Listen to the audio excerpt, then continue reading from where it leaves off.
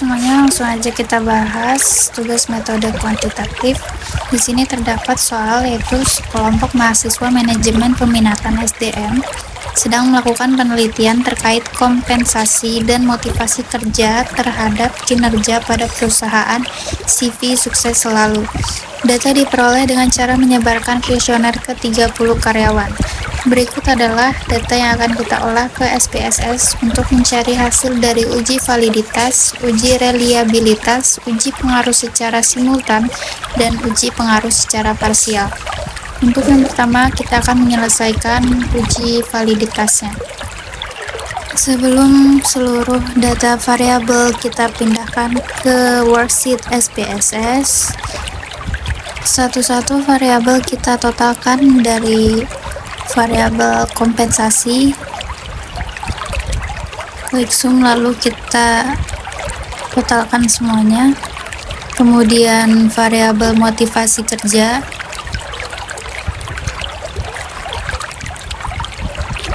lalu variabel kinerja.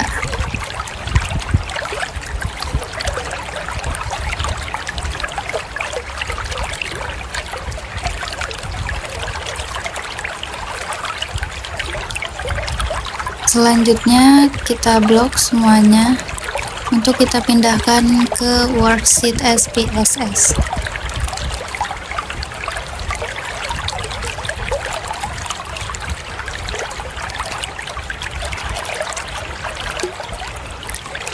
Ctrl C,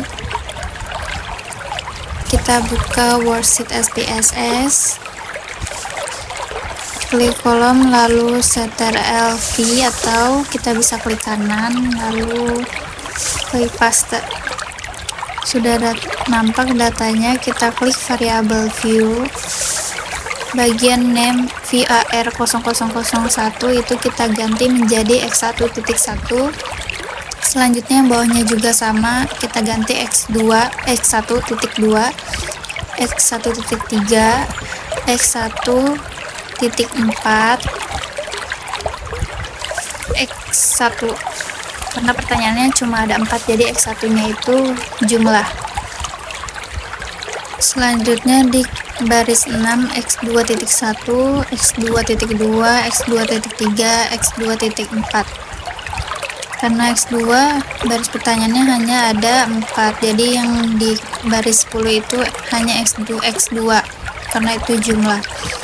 Selanjutnya y.1, y.2, y.3, y.4, y.5, y.6, dan y.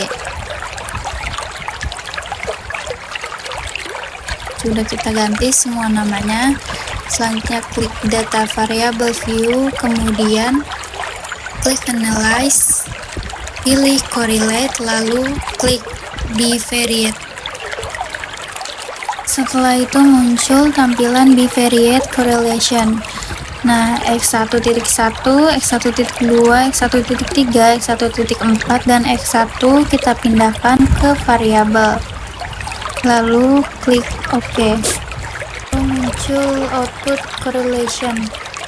Sebelum itu kita harus menentukan Airtable menggunakan taraf signifikansi 5% atau 0,5 dengan menghitung df terlebih dahulu. Untuk mencari nilai table R, di sini kita memakai rumus df sama dengan n atau seluruh responden, yaitu 30 diambil 2, hasilnya adalah 28. Karena kita memakai signifikansi 5%, jadi kita memakai 0,05 di uji dua arah. Jadi kita lihat di kolom kedua, di bawahnya ada angka 0,3610 di baris 28. Karena nilai Airtable-nya sudah ketemu, jadi di sini ada dua taraf pengambilan keputusan, yaitu jika R hitung lebih besar daripada Airtable maka dapat dikatakan valid. Apabila R hitung lebih kecil daripada Airtable, maka hasilnya tidak valid, atau jika nilai signifikansi lebih kecil daripada 0,05 sama dengan valid.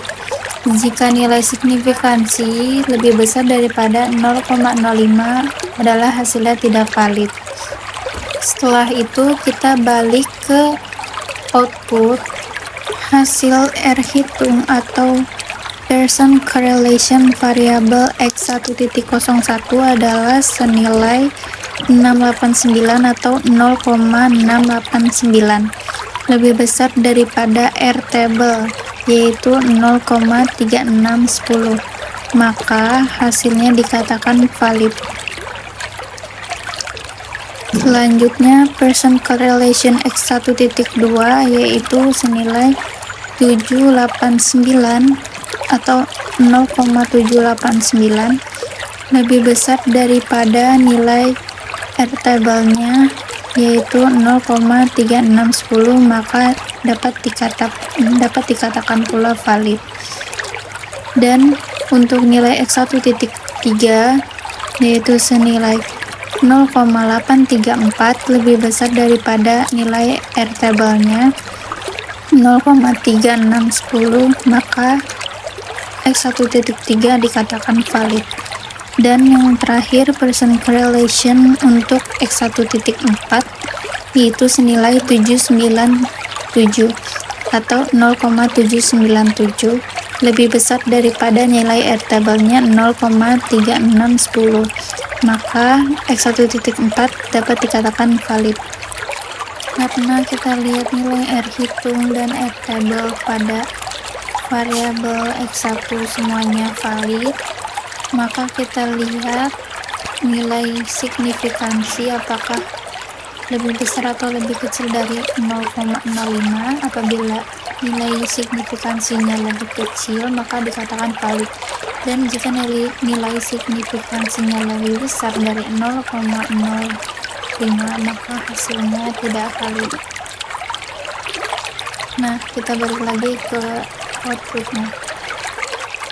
Di bagian X1.1 nilai signifikansi adalah senilai 0,000 atau hasilnya lebih kecil daripada 0,05, maka X1.1 dikatakan valid. Sementara S2 nilai signifikansinya sama seperti S1, 0,000, maka X1.2 dikatakan valid. Selanjutnya X1.3 nilai signifikansinya juga sama 0,000, dikatakan valid. Dan yang terakhir X1.4 nilai signifikansinya 0,000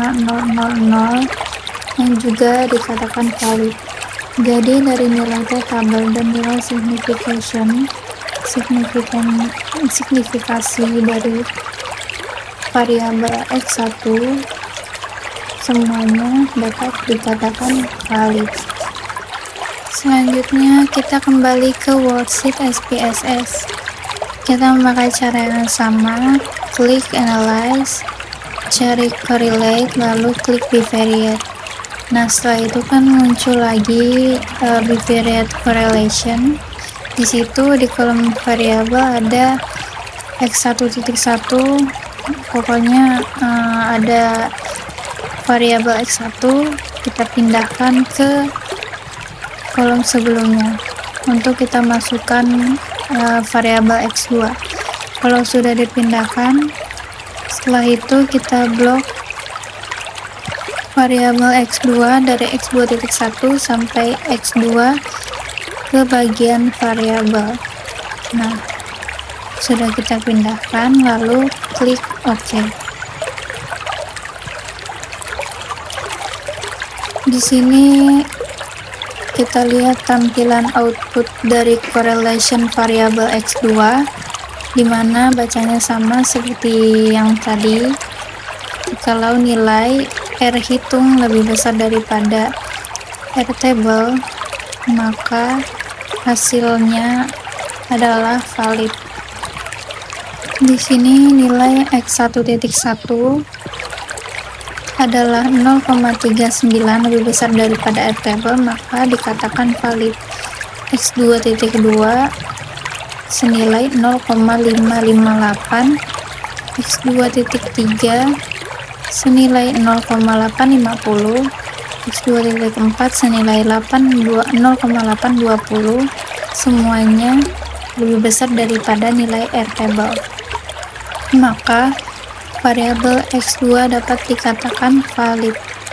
Untuk membaca signifikansi juga sama ya seperti tadi, yaitu dengan melihat nilai X2 di kolom X2.1 senilai 0,000 lebih kecil daripada 0,05, maka dapat dikatakan valid. Karena dari X2.1, X2.2, X2.3, X2.4 nilai signifikansinya 0,000, maka seluruh variabel X2 ini dapat dikatakan valid.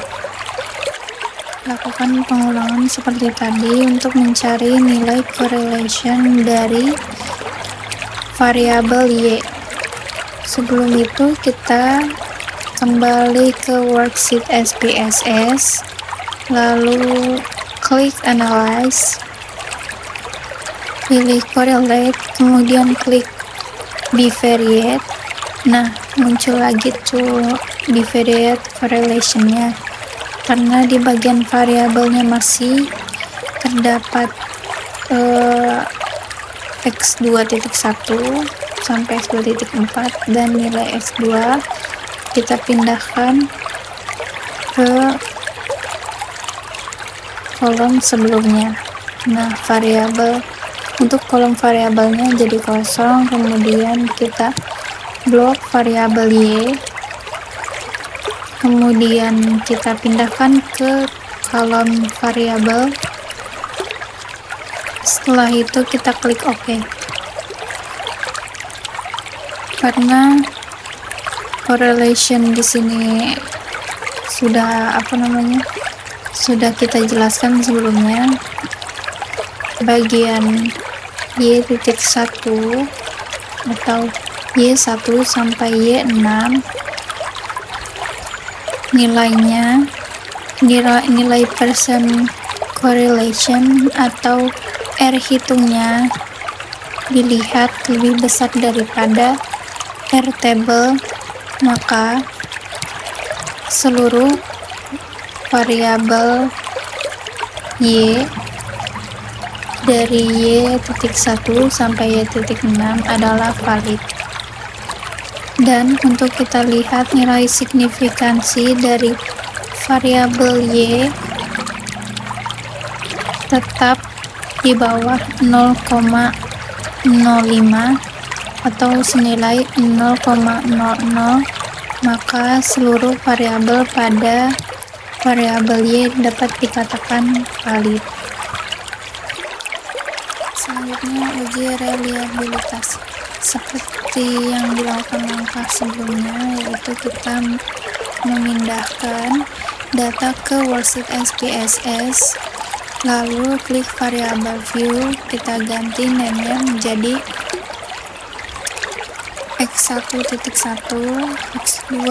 X1.2, X1.3, X1.4, lalu kolom 5-nya itu total X1. Seterusnya di bawah X2.1, X2.2,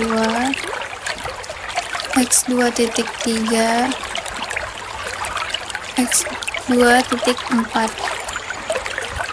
Selanjutnya juga total X2.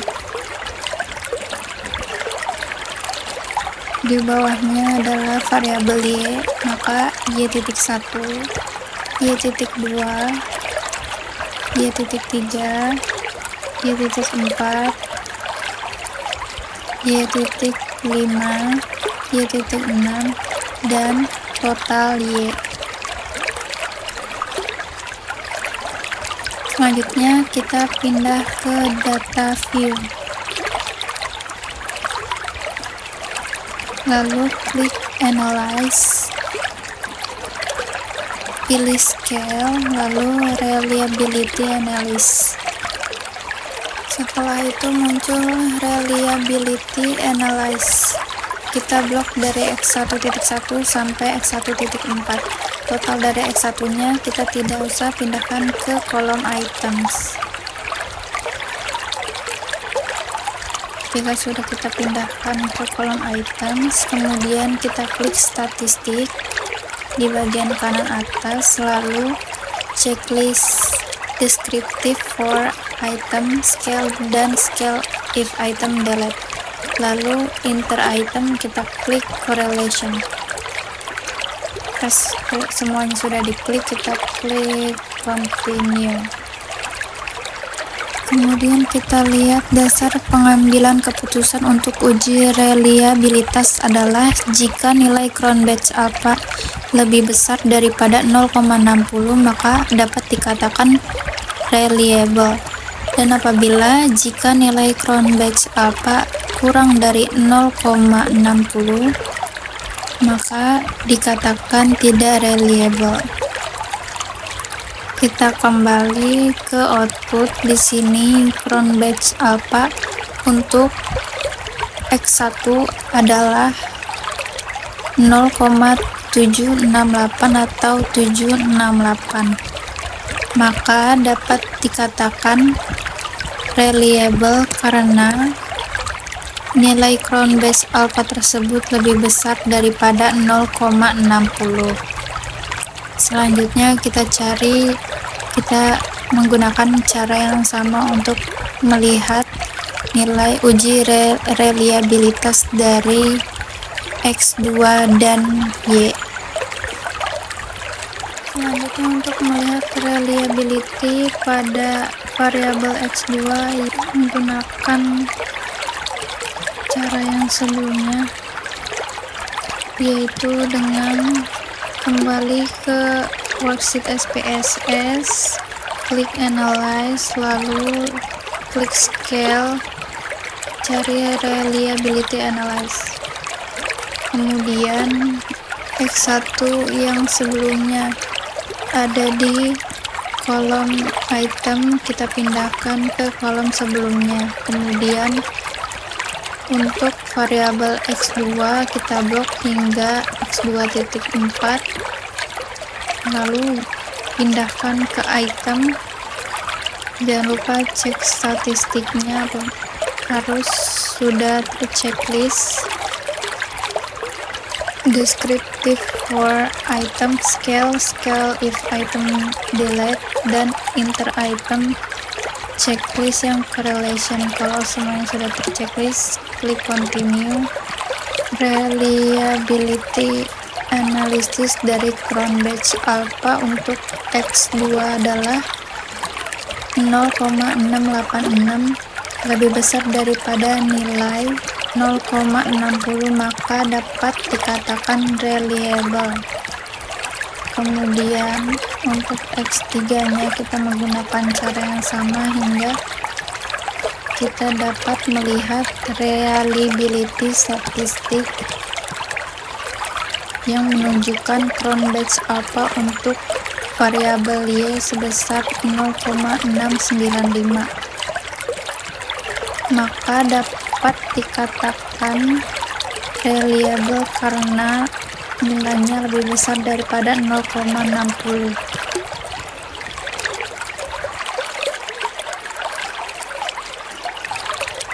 Selanjutnya analisis regresi korelasi berganda.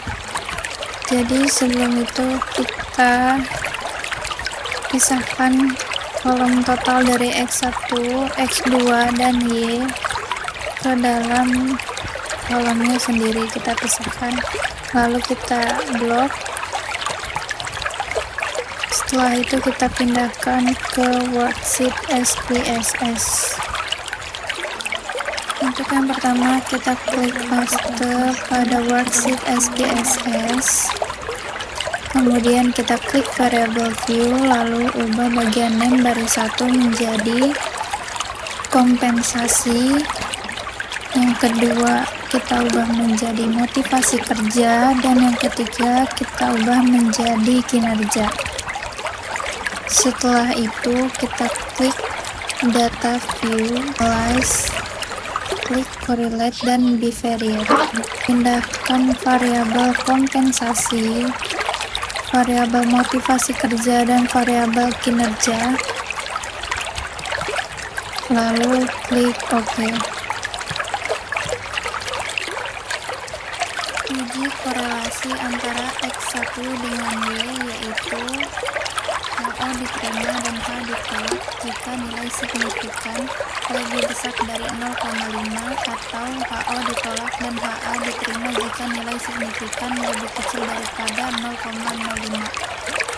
Maka keputusannya dari table correlation pada output SPSS diperoleh signifikan 0,340 lebih besar daripada 0,05, maka HO diterima dan HA ditolak. Kesimpulannya, tidak terdapat hubungan yang signifikan secara parsial antara X1 dengan Y, maka nilai R sama dengan 0,180 belum dapat menunjukkan adanya hubungan antara X1 dengan Y. Selanjutnya, uji korelasi antara X2 dengan Y. Keputusannya yaitu dari tabel correlation pada output SPSS diperoleh signifikansi 0,631 lebih besar daripada 0,05, maka HO diterima dan HA ditolak. Kesimpulannya, tidak terdapat hubungan yang signifikan secara parsial antara X2 dengan Y. Nilai R sama dengan 0,092 belum dapat menunjukkan adanya hubungan antara X2 dengan Y.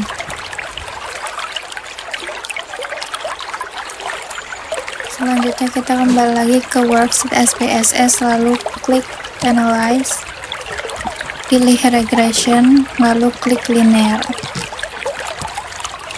Setelah itu kita pindahkan kompensasi dan motivasi kerja ke kolom independen dan variabel kinerja ke kolom dependen. Lalu klik statistik dan checklist estimate, model fit, serta R-square change. Kemudian klik continue, lalu OK. Uji koefisien korelasi berganda. Hipotesis HO tidak ada hubungan yang signifikan antara X1 dan X2 secara simultan atau bersama-sama dengan Y.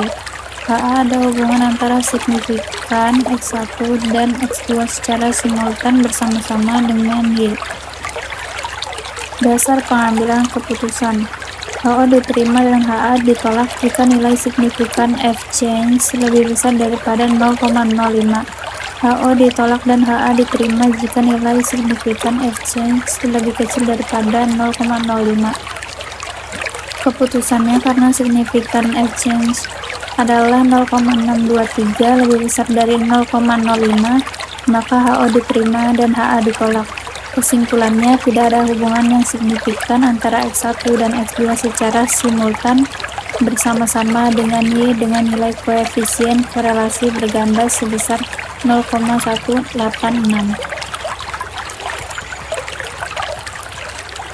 Selanjutnya, uji koefisien determinasi berganda. Dasar pengambilan keputusan. HO diterima dan HA ditolak jika nilai signifikan F change lebih besar daripada 0,05. HO ditolak dan HA diterima jika nilai signifikan F change lebih kecil daripada 0,05. Keputusannya, karena signifikan F change lebih besar sama dengan 0,23 lebih besar daripada 0,05, maka HO diterima dan HA ditolak. Kesimpulannya, tidak terdapat pengaruh X1 dan X2 secara simultan bersama-sama terhadap Y, yaitu sebesar 34%, sedangkan 97,6% sisanya dipengaruhi oleh faktor lain. Persamaan regresi linear berganda. Pada tabel koefisien tersebut diperoleh A 20,235, B1 sama dengan 0,176, B2 sama dengan 0,046, sehingga persamaan regresi linear berganda antara X1 dan X2 dengan Y adalah Y sama dengan A tambah B1 X1 ditambah B2 X2 sama dengan 20,235 ditambah 01,176 X1 ditambah 0,46 X2. Analisis. A. Konstanta 20,235 menyatakan jika tidak ada nilai X1 sama dengan 0 dan X2 sama dengan 0, maka Y akan sebesar 0,235%. B.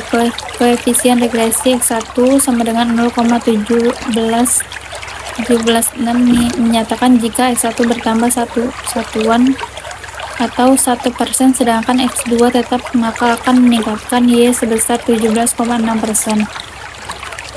C. Koefisien regresi X2 sama dengan 0,130 menyatakan jika X2 bertambah satu satuan atau 1%, sedangkan X1 tetap, maka akan menurunkan Y sebesar 13%. Catatan, X1 meningkatkan Y karena koefisien regresi X1 positif. Yang B, X2 menurunkan Y karena koefisien regresi X2 negatif. Uji persamaan regresi linear berganda. Pada tabel ANOVA tersebut diperoleh nilai signifikansi 0,001 yang akan digunakan untuk uji persamaan regresi linear berganda. Hipotesis HO persamaan regresi linear berganda yang terbentuk tidak signifikan. HA persamaan regresi linear berganda yang terbentuk signifikan. B. Dasar pengambilan keputusan. HO diterima dan HA ditolak jika nilai signifikan lebih besar daripada 0,5. HO ditolak dan HA diterima jika nilai signifikan lebih kecil daripada 0,05. Keputusannya karena signifikan sama dengan 623 lebih besar daripada 0,05, maka HO diterima dan HA ditolak. Kesimpulannya, persamaan regresi linear berganda yang terbentuk yaitu Y sama dengan A ditambah B1 X1 ditambah B2 X2 sama dengan 20,235 ditambah 0,176 X1 ditambah 0,046 X2 tidak signifikan. Hasil analisis secara parsial diperoleh tidak terdapat hubungan yang signifikan antara X1 dengan Y dan antara X2 dengan Y. Secara simultan diperoleh hasil tidak dapat hubungan yang signifikan antara X1 dan X2 secara bersama-sama dengan Y.